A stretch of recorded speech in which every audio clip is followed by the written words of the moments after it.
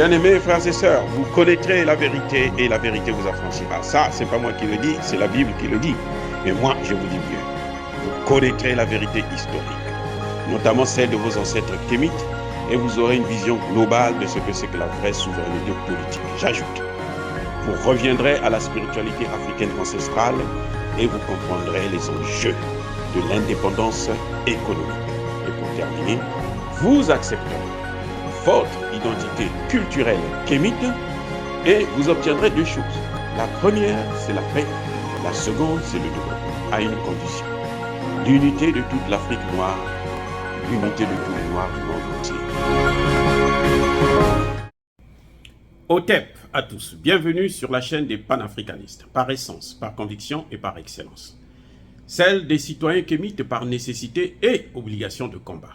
Nous sommes une chaîne qui n'est guidée que par nos ancêtres et rien que par les ancêtres qui appartiennent à l'égrégore du monde noir.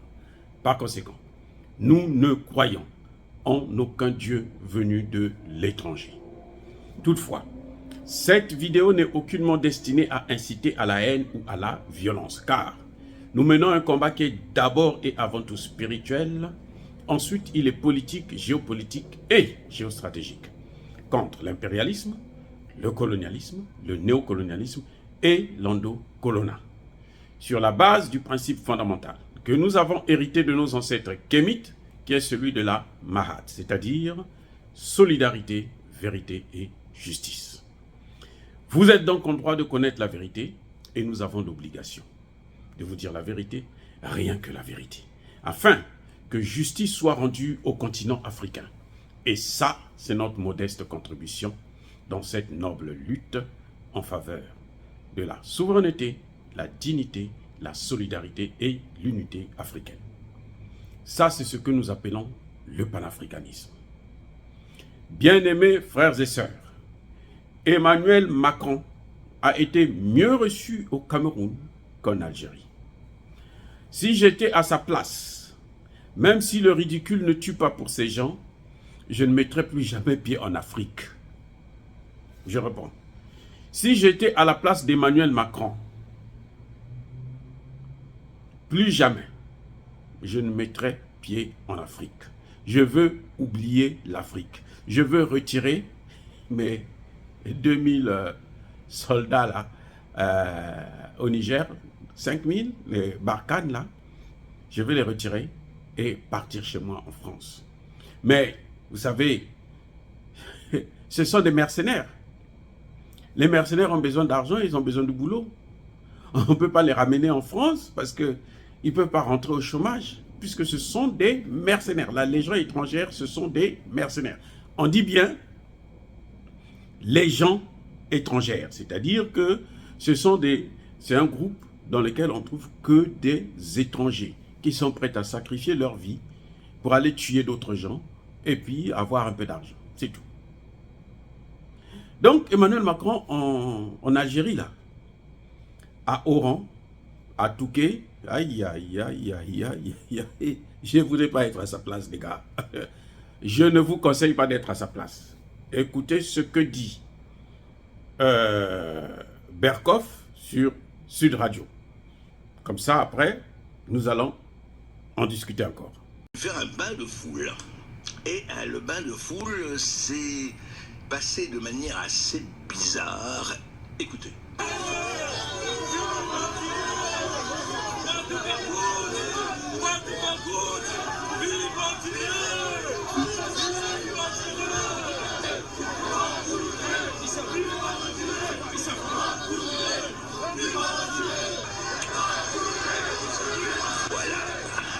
Et puis la sécurité lui dit, Monsieur le Président, il est temps de rentrer en voiture. Il rentre en voiture. Alors quand même, on ne comprend pas très bien. Les experts nous parlent de tout ça, réconciliation, Algérie, tout ça. Et puis je me souviens, vous n'êtes pas sans savoir qu'en 2017, le candidat Macron est allé en Algérie, il avait parlé de la colonisation comme un crime contre l'humanité. Et oui, il avait employé ce mot-là. Alors, je comprends pas, mais pourquoi? J'ai pas très bien entendu d'ailleurs. Dis bon, on va pas remettre ça, j'entendais c'est quoi? Va te faire quoi? On va pas le préciser ici, mais enfin, les Algériens, en tout cas ceux qui étaient là au rang, lui demandaient d'aller se faire quelque chose. Quoi? Je ne sais pas. Et lui répondait, c'est ça qui est tout à fait troublant, par merci, merci. Il saluait, oui, comme moi en ce moment, pour ceux qui ont YouTube. Et il disait merci, merci. Bien. Euh, c'est quand même assez étonnant. Et ce qui est encore plus étonnant, c'est le commentaire de l'éditorialiste politique de Radio Alger le soir même. Écoutez, c'est pas piquer les hannetons. Force est de constater qu'Emmanuel Macron et son ministre retourneront à Paris les mains vides, car aucun accord ni contrat n'aura été signé entre les deux parties au terme de cette visite, qu'il s'agisse d'énergie, d'investissement ou de commerce direct de biens et services. La donne économique algérienne devient donc une équation plutôt insoluble pour la France, dont les entreprises sont de moins en moins compétitives et ont du mal à s'adapter au changement de paradigme sur le plan macroéconomique, car elles sont trop habituées à une logique mercantile, désormais proscrite dans l'ère de l'Algérie nouvelle. Eh ben, dis donc, comme remerciement ou comme accueil, on aurait pu penser à mieux. La logique mercantile des entreprises françaises, comme si les entreprises, qu'elles soient françaises, iroquoises ou zimbabwéennes, n'obéissent pas à une logique mercantile, la logique du marché. Deuxièmement, ce que dit, on n'a pas pu vous donner tous les extraits, ce que dit le commentateur de la radio algérienne, c'est qu'au fond, on n'est plus dans le même monde, on n'est plus dans la macro-économie, on est dans la macro-économie, et que donc, vous n'êtes plus très compétitifs, les Français, hein, on va penser à autre chose, parce que bon, vous étiez bien, mais là en ce moment, franchement, vous marquez le pas. Donc, c'est pas ça, c'est franchement pas ça. Eh ben, dis donc, comme camouflé, maintenant, je ne comprends pas pourquoi il y est allé, Macron. Au moment même où il savait déjà, quand il y est allé, que l'Italie avait raflé le marché du gaz. Donc on pensait tous qu'il y était allé pour... faut compenser, hein. Le gaz russe, on n'en veut plus, donc on cherche du gaz partout. Normal. Je vous rappelle le gaz de schiste américain, que les écolos ont toujours trouvé absolument immonde, et on l'achète avec commission, bien sûr. Voilà. Mais les ennuis de notre cher président bien-aimé ne s'arrêtaient pas là, parce qu'il se passe quelque chose. Est-ce qu'il y a un jumelage? Je pose la question. Et s'il y a des auditeurs du Sud Radio qui savent, y a-t-il un jumelage entre Oran et le Touquet? Parce que, imaginez-vous que Emmanuel Macron arrive au Touquet le soir, à sa ville, la ville de Brigitte Macron, Brigitte Trogneux, et il arrive, et il y avait, dans une célèbre boîte du Touquet, il y avait un concert de DJ Rebillet. Et voici, le soir même, donc il rentre d'Oran où il a eu les fleurs et les compliments que vous venez d'entendre, et voici ce qu'on entend le soir même au Touquet, et pas à Oran. Écoutez.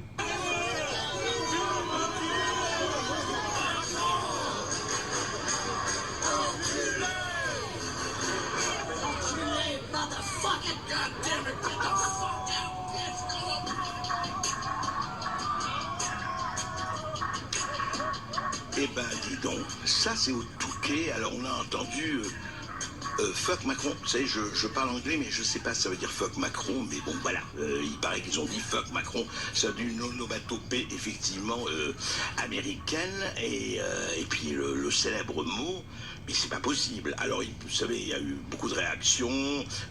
On a fermé le micro du DJ, on lui a demandé de rembourser le spectacle alors qu'il avait fini le spectacle.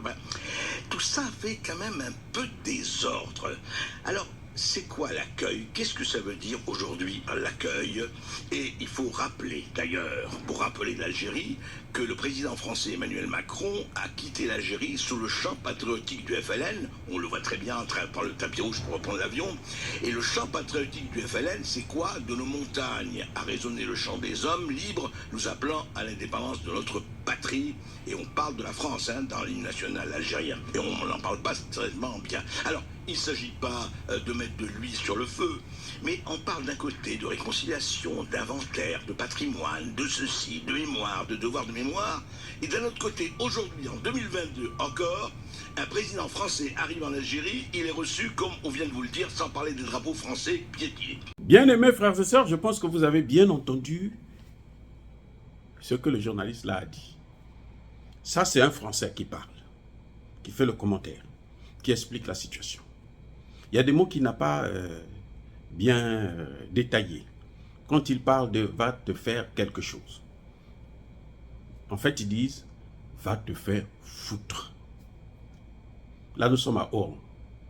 Il arrive à Touquet, là, on dit la même chose. Cette fois-ci, c'est en anglais. Fuck Macron. Fuck Macron.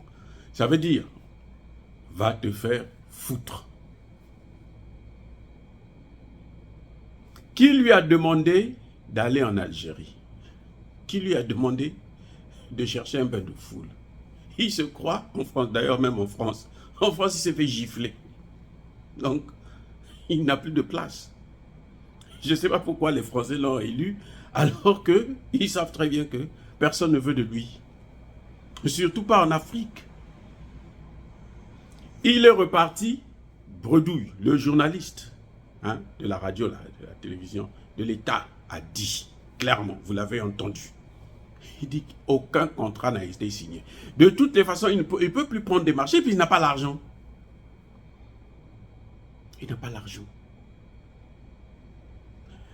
Il a fait semblant de créer comme au Cameroun. Bon, on va créer une commission des historiens camerounais et français, des historiens algériens et français. On va ouvrir les archives et puis ils vont travailler ensemble pour réécrire l'histoire. Mais écoutez, il dit que l'histoire de l'Algérie et l'histoire de la France, c'est une histoire commune.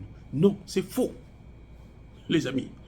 C'est faux, archi faux. Le chasseur, là, il n'a pas la même histoire que le gibier qu'il pourchasse. Je répète. Le chasseur n'a pas la même histoire que le gibier. Le chasseur va à la chasse là, pour attraper le gibier. Il le tue, il vient, il mange, il vend, il fait ce qu'il veut. Le gibier doit passer son temps à fuir le chasseur. Ça, c'est son travail. Ça, c'est son histoire. Le colonisateur et le colonisé là n'ont pas la même histoire. Maintenant, la meilleure façon de Macron pour brouiller les pistes, qu'est-ce qu'il dit? On va créer une commission où les historiens français et les historiens algériens, les historiens d'une part, les historiens français et les historiens camerounais vont écrire l'histoire. C'est pas normal. C'est de l'escroquerie intellectuelle. Ce n'est pas une solution que Macron apporte. Ce qu'on lui demande, c'est d'ouvrir les archives, mettre ça à la disposition de tout le monde. Nous avons des historiens, nous avons des intellectuels, nous savons nous-mêmes ce que nous devons faire. Parce que les archives, là, ce n'est pas seulement les historiens qui ont besoin de ça. Nous, les intellectuels, nous avons besoin de ça. Moi, en tant que docteur en sciences politiques, j'ai besoin de ces archives pour comprendre un peu les relations entre nos pays et la France. Et comment nous devrons faire pour nous en sortir, pour nous développer. Pour que ces relations puissent être bénéfiques pour nous aussi. Donc, ce n'est pas un problème d'historien. Et puis, lorsqu'ils vont travailler avec les autres historiens, ça n'a pas de sens. Ils vont traficoter le dossier. Bref, Emmanuel Macron n'a apporté aucune solution parce qu'il est d'abord lui-même le problème. Et les jeunes Algériens ont prouvé, bravo. Ils ont dit et ils ont refusé, ils ont dit qu'ils ne voulaient pas le voir. Ils l'ont démontré. Donc c'est pour ça que j'ai dit au début de cette vidéo qu'il a été mieux reçu au Cameroun. Au Cameroun, c'est le chef de l'État qui a joué avec lui. C'est pour ça qu'il a fui carrément le pays. Mais en Algérie, c'est la population. Au Cameroun, la population n'a rien dit, n'a rien fait. Vous savez quoi? Emmanuel Macron est allé voir Yannick Noah. Yannick Noah a sorti toutes ses dents pour rigoler avec Macron. Il avait le sourire qui allait jusqu'aux oreilles. Parce qu'il avait vu son Dieu. Et c'est ça le problème avec ces gens-là. C'est ça le problème. Ce sont eux qui nous retardent. Bref, en Algérie, là, Touquet, là, c'est la ville de sa femme. Brigitte ou je sais pas quoi, Macron là, la vieille là, elle vient de là-bas. Elle est pied noir. Elle est pied noir. Donc, Emmanuel Macron, quand il arrive là-bas, on lui dit encore, va te faire... Voilà.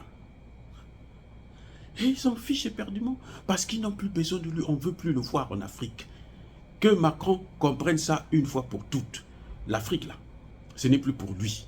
Il a fait tellement de mal à l'Afrique. Les Français là, ont fait trop de mal à l'Afrique. Comme disait le Turc là, j'espère qu'ils auront la maturité d'assumer leur passé colonial et esclavagiste en Afrique. Ils n'ont qu'à assumer ça et nous laisser tranquilles. On ne veut plus d'eux. Voilà, c'est ça le problème. Mais dire cela, c'est inciter à la haine ou à la violence? Non. Nous sommes une force tranquille. Yaba colère ve Yamalembe. Soyez bénis par le Dieu des Kémites. Je persiste et je signe. J'ai dit et j'assume.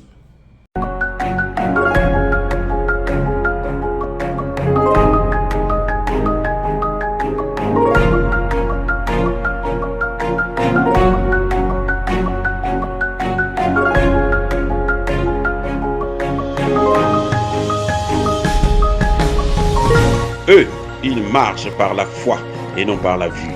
Mais moi, je vous conseille vivement de marcher par la connaissance scientifique et historique, notamment celle de nos ancêtres kémites, par les 5 sens et par l'intelligence. À vous, à Pierre.